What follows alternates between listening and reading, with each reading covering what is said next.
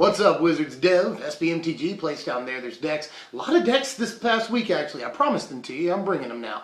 Another budget deck, too. I know how much you guys like this. And this one, I actually think is really competitive. I've been testing it. And anytime I get a chance to test a deck like this, I do. Fans of the channel will know that I am a fan of mono red. The last few years, I've really started to like mono red. I used to be a control player. Love mono red now. And mono red is usually pretty good at the beginning of formats, you know. We haven't experienced a rotation, but while people are still fine-tuning their decks and trying to figure out what's the right thing to deal with these new Oath of the Gatewatch cards, something like mono red can and traditionally does come in and sweep the format. We already saw Tarka red won the first event of the season, you know, so red aggro decks do very well when people are still fine-tuning decks, and this one's no different. This is mono red Goblins. Best news, this deck's only going to cost you like $20 to $30 on TCG Player. Reasonably $25 for this deck right here. And like I said, I think it's actually super duper competitive. So, let me give you the creatures first, starting with the 1-drops as usual. 4 copies of, no surprise here, Goblin Glory Chaser, and 3 copies of, total surprise here, Monastery Swiftspear, the only non-goblin creature in the deck. And the goblin decks that are already in the format, yes they exist, are totally playing Monastery Swiftspear already, usually at a 3 or even a 4-up. We're playing something like 16 spells in this deck. Swiftspear is awesome with that and can really get us off the ground in the early game. We don't have a lot of good options at the 1-drop slot. For a Goblins deck, I think Swiftspear is definitely better than Zurgo, especially considering all these spells we're playing, and better than Lava Separator, I believe the only other red Goblin 1-drop right now. And Glory Chaser is obviously just, we're forced to play it. It's on synergy with us, it's on theme, and it's actually not bad, especially followed up by a Subterranean Scout, later on a Goblin Heel Cutter. You can get renowned on this fairly easy. So we're forced to play a lot of 1-drops because we want to be as aggressive as possible. These are probably the 2 best. I'm into the 2-drops here. Let's start with 4 obvious copies of Goblin Piledriver. I'd say he's like 9/10 of the reason to play the deck. Goblin Piledriver's in the format. Let's try and play Goblins. Obviously really good with Dragon Fodder and Hordling Outburst and just our abundance of creatures. We're playing 24 creatures in the deck plus play sets of Dragon Fodder and Outburst, so that's like playing 32 creatures. You can even argue it's like playing 44 creatures if you add up all the tokens. But anyway, you know, we're going to swing in for huge amounts of damage with Piledriver, and we've got multiple ways of making him go unblocked. So, Goblin Piledriver, yeah. 4 copies of Subterranean Scout, in my build at least. I think this is a fantastic card, and the last time I tested Goblins, it was wonderful there too, you know? Just making a Goblin Piledriver go unblocked and then swinging in with it, getting all those buffs, and he still goes unblocked, it does totally work. But in any case, making him go unblocked is just absolutely ridiculous. Helping you second turn get the renown on your Goblin Glory Chaser is pretty relevant in my book. There's all kinds of reasons why this is good. This works on nearly all of our creatures, and then we can apply buffs and things like that to them. So yeah, totally the Subterranean Scout. I don't see why you wouldn't play a playset of this, or at least 3 copies. To finish off the 2-drops, 2 copies of Mardu Scout in the deck. The card is actually phenomenal, and I could actually see playing 4 copies of it as well. Just fantastic against sorcery, speed removal, mass removal. There's a lot of both of those about in the format right now, like a ton, and this helps out greatly against those. Also, Surge and Dash work pretty darn well together. We're playing a 4-of with Surge, and another card with Dash in the deck. They work fantastically well together. Lowering the cost of casting a creature with Dash is amazing, following it up with a Reckless Bushwhacker, surging that in. That can be, like, awesome and cost you, like, no mana. So, yeah, Mardu Scout has performed admirably, and I could see him being a 4-of, but I don't know what to take out. The deck list is fairly tight here. I've already mentioned him. 4 copies of Reckless Bushwhacker in the deck. Our only creature with a natural casting cost of 3. You know, we've got a spell that gives us creatures in cost 3. We've got a guy that dashes in for 3. The only thing that actually costs 3. But he's incredibly vital to the deck, it turns out. This is exactly the piece that the Goblin deck wanted. And even maybe the mono-red, you know, creature-based aggro deck. So, I love Reckless Bushwhacker. It turns out this card has been incredible. And on the 4th turn with Goblin Piledriver, it's just as good as you want it to be. It's also good with all of our tokens producing cards, allowing us to go very wide, play something, and then a Bushwhacker, and get like a huge swing in. So, I mean, even though this is like the only main deck edition we get from Oath, this is still like the thing the deck really wanted, and it opens up an awful lot of turn 3 and 4 plays for us. 3 copies of Goblin Heel Cutter are only 4-drop card at all in the entire deck, but it usually is going to get cast for 3 dashed in. Dash is good for all the reasons I've already mentioned when I was talking about Scout earlier, and also again good in conjunction with Surge. On the 5th turn we get a decent play where we can surge this in or we can dash this in and then surge in Bushwhacker for sizable damage, especially if we already have a pile driver on the board. That can get pretty disgusting as a 5th turn play. On to the spells here. We're playing 7 1-drop spells, and I honestly think you can make a case for playing more than that, honestly, just 1-drop spells.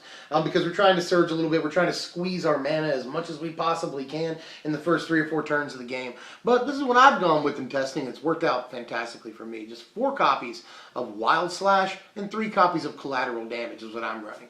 And you'll see some of these decks will play 4 copies of damage, which totally makes perfect sense to me, honestly. But Collateral Damage is a much maligned card. People poop on it sometimes. But Collateral Damage has been exactly the card that I've wanted in this deck. It's fantastic. Either killing a guy or just dealing 3 to the dome for just the 1 mana, activating Surge, and just again squeezing your mana, man. Your Monastery Swiftspear gets a prowess trigger off of it. We have the tokens for Collateral Damage. Just Collateral Damage has been awesome. Wild Slash also can take out smaller creatures and hit the face. Just 7 cards that can either burn them to the dome, super important for a mono red aggro deck, or take out smaller creatures, another thing important to aggro decks. So at least these, if not more. Perhaps Fiery Impulse in the main deck, but we do have it in the side. Just 1 odd copy of Teamer Battle Rage in the deck. The deck doesn't play any Titan Strength in it. It just plays the 1 Teamer Battle Rage and 1 more Teamer Battle Rage in the sideboard. This card is not necessarily needed, but there are definitely times where you'll get, a guy that's gotten big off of Reckless Bushwhacker, or even a Goblin Pile Driver that gets fantastically huge. Give him Double Strike with Teamer Battle Rage and game over, But we don't necessarily need it. We're getting a lot of mileage out of our creatures and our burn spells and stuff, our token producing spells, and Reckless Bushwhacker to be exact, in conjunction with the tokens, that we don't necessarily need something like Teamer Battle Rage to just come out of nowhere. We are building a small army and it only takes us a couple of turns. So, and in just a moment here I'll go over a couple of turn sequences that are important to us and show you exactly how much damage we can do by turn 3. It's actually disgusting. First, I'm going to finish off the spells real quick. This is 4 copies of Dragon Fodder and 4 copies of Fordling Outburst. Just incredibly integral to how the deck operates. We need tokens. They work with Reckless Bushwhacker. Both these spells work with Monastery Swiftspear. That's important. Work with Goblin Pile Driver very well. I mean, just absolutely full play sets of both of these cards I think are vital. Here's the lands here. 20 mountains. That's it. I don't see any reason to play like any fancy stuff. Looming Spires even. I don't necessarily see the reason to play that. I want all of my lands to come into play untapped. It's very important that we do as much damage as possible on the first few turns, and when lands come into play tapped, that can really hinder that process. So yeah, just 20 mountains, keep it simple.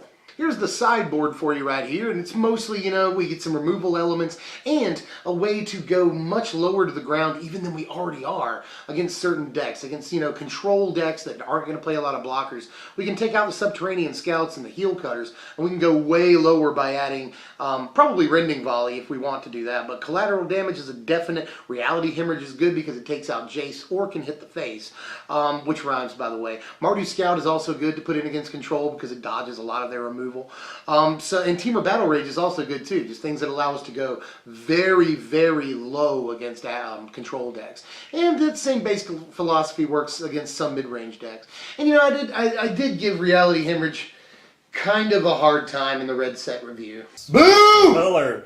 Boo! But it turns out that it's actually a fine card. As people have pointed out in Modern, this takes out Etch Champion and Core Firewalker. So maybe I was too hard on you, Reality Hemorrhage. It's definitely, fine. And it hits the face, too. So, yeah. The only other thing I want to touch on the board is Stoneforge Masterwork. It's probably jumping out at a few people. This is good in mid-range matchups and matches that tend to go a little bit longer than we are really comfortable with. We can just make one guy enormous. This is great with all the tokens. And I can see an argument for main decking this, but again, I just think the deck list is really tight and it's hard to take anything out. Although this does, activate Prowess for Monastery Swiftspear. That's good. It activates Surge really cheap for Reckless Bushwhacker. So there's definitely a case for it. I don't know what to take out. Before I move into the power rankings here, I'm going to take a second and go over some of the turn sequences, as I said I would do, for this deck. And sure, I'm going to go over a Christmas Land scenario first, and then a more common scenario, but there's a reason I'm doing this. Bear with me here. First of all, Turn 1, you can play Goblin Glory Chaser, obviously. Turn 2, you're going to play a Subterranean Scout and swing and get Renown with your Glory Chaser. That's 2 damage right there. Now on turn 3, you can play another Glory Chaser and a Reckless Bushwhacker after you play your land. You swing in with everything and that's 10 damage. Assuming you've gone first, they will untap on their 3rd turn, only having 2 lands out, and they will be at 8. So that's good. And then the next, that's not even Christmas land. That happens all the time. In the next turn, if you're super lucky, you can play a Goblin Piledriver and another Reckless Bushwhacker, dealing anywhere between 27 and 28 damage, depending on whether or not your second Glory Chaser went Renowned. So that's ridiculous. That's, you know, anywhere, that's a 40 damage in 4 turns. That's an insane damage output for a standard aggro deck. I just want to point that out. But you have to get lucky. That's a nut draw. That's all 10 of the cards that we would draw if we had gone first that game. But it's a good example of turn sequences available to us. And another one, this one's a little more common, is turn 1 Monastery Swiftspear, turn 2 Dragon Fodder. At this point you can swing 2, and assuming you swang first turn, then you've done 3 damage. On turn 3, you can play a Wild Slash and a Reckless Bushwhacker, swing in with everything for 11 damage. At this point, they'll untap on their turn 3 at something like 6 or 8 life if you hit them with the, if you hit them with the Wild Slash to the face, they'll untap at like 6 life. That's unbelievable, and that is actually fairly common. But those are just 2 turn sequences that are available, and you'll sort of freestyle different versions of these turn sequences. You know, there's a lot of options available to us. This is going to kind of seem out of left field, but in the Smash Brothers documentary, I know it's weird, Korean DJ, a Smash Bros, professional Smash Brothers player, says that playing the game of Smash reminds him of a freestyle rap. Fans of the channel will know that I dabble in rap from time to time. You may have seen it. If you hear music before a video and there's rapping, that's me rapping. You may have seen Rap Sam. So I've always really liked this analogy, especially as it applies to competitive Magic, and especially aggro decks more than a lot of other decks. Because aggro has all these options on the first 3, 4, maybe even 5 turns of the game, and it's really, you have to figure out the best order to put those in. You have to practice a lot, and you have to freestyle different versions of plays that are available to you, because on the first 4 turns there's going to be a variety of plays available to you in an aggro deck, and you have to choose the correct sort of order of operations and get it right. One thing, I'm going to go off on maybe a 30-second tangent. I'm going to try to keep it on, and then I'm going to go into the power rankings, I promise you. But please listen to this. I'm tired, sort of throughout a 20-plus year Magic career that I've been doing now, of hearing people say that aggro isn't a thinking man's deck, that it's a stupid person's deck. I don't agree with that at all, especially the last few years, having really played a lot of aggro decks. Again, there's so many options available to you at any given time. You have to practice and know what you're supposed to do in any given situation, just like any other deck, you know, when you're trying to meta game and figure out how the meta works and what you're supposed to do against a given deck. You have more options on the first few turns than a lot of decks do, and one misstep will lead to certain doom. You know, you screw the whole thing up if you just mess up one play in aggro, and there's a lot of plays to decide from an aggro. So I just, you know, I never really understood the argument that aggro is a dumb person's deck. Tell Craig Wesco that aggro is a dumb person's deck. Just the difference, this is what I'll end this tangent with, the difference between a novice aggro player and an experienced aggro pilot, it's an order of magnitude. There's a lot to learn when trying to figure out how to play aggro effectively. Whew, okay, I hope you guys are still with me because I'm going to give you the power rankings. Here are them right here. That's a final score of 66 for a $25 deck. Again, fans of the channel will know that 66 is an incredible score for a deck that especially it's going to cost you lunch. Its deck doesn't cost too much at all. It's fairly versatile. It's got a lot of different plays available to it. It's a little more resilient than the average aggro deck because it's got the dash creatures in it. And Stoneforge Masterwork out of the sideboard helps our resiliency slightly. Not much, but slightly. And then it's very, very offensively minded. It's not often that you see 2 10s for an aggro deck in the power rankings. So, you know, the deck actually has ways of being a little better in certain departments than some aggro decks are. You know, we're playing some spot removal, which gives us some defense. That's good. We're playing dashers. That gives us some resiliency. That's good. So I've had a lot of fun playing the deck.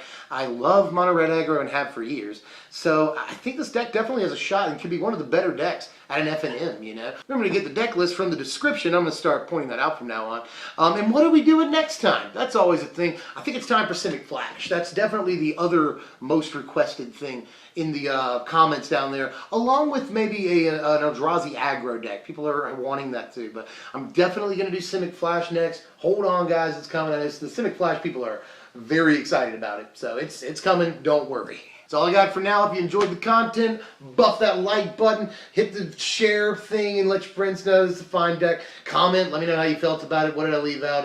You know, do we need Titan Strength? I don't think so, but let me know. And I'll see you guys later. You know, sub if you're new. By the way, I'm supposed to say that too.